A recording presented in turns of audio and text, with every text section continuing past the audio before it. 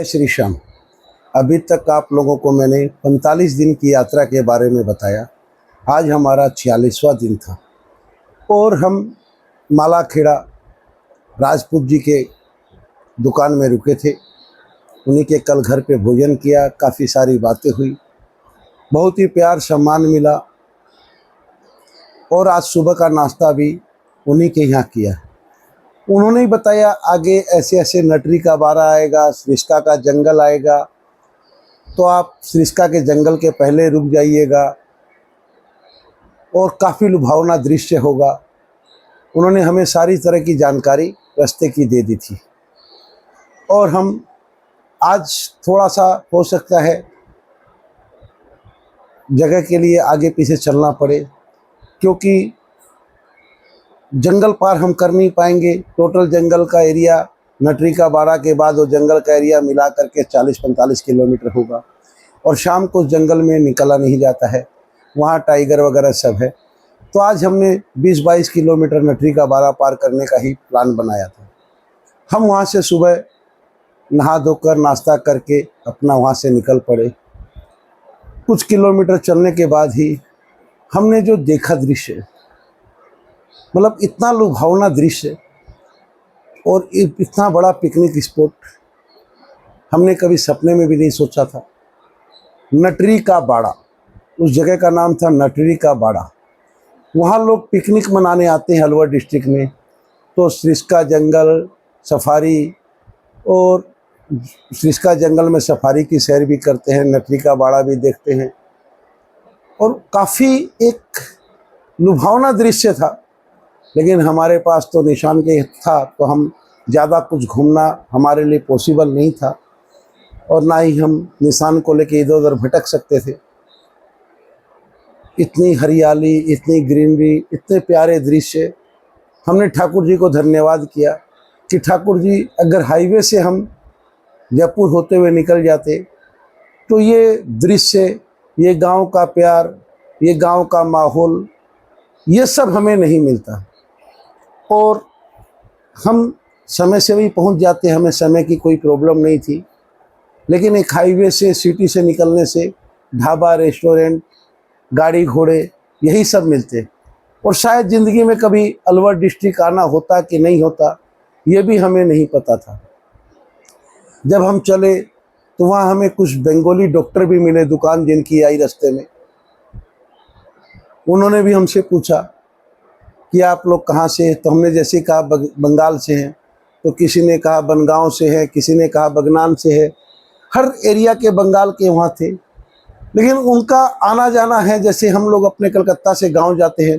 अब हम कलकत्ता के वासी हो गए हैं, हरियाणा हमारा साल 2 साल में एक बार जाना होता है, ऐसे ही उनका भी साल 2 साल में एक बार आना होता है।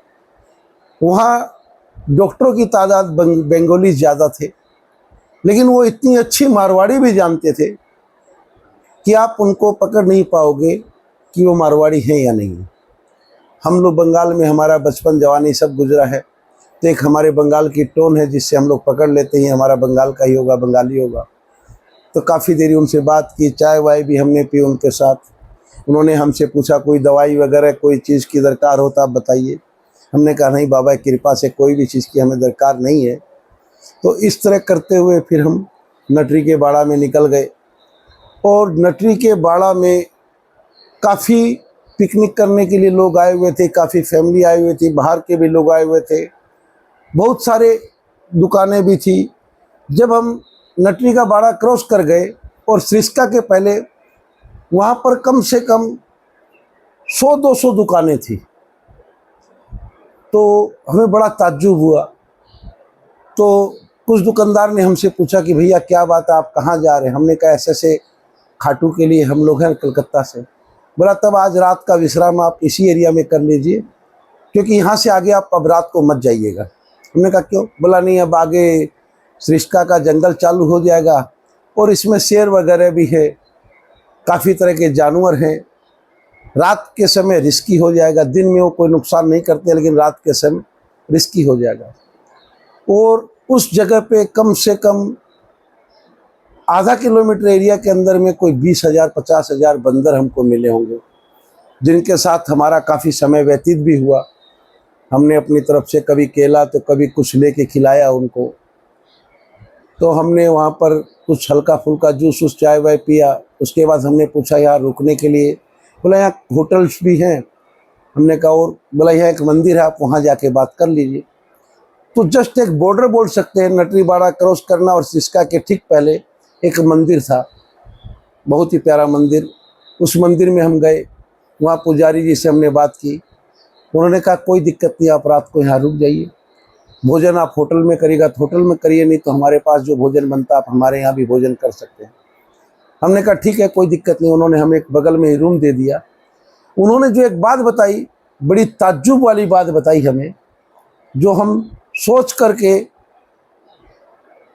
खुश भी हो रहे थे और परेशान भी हो रहे थे।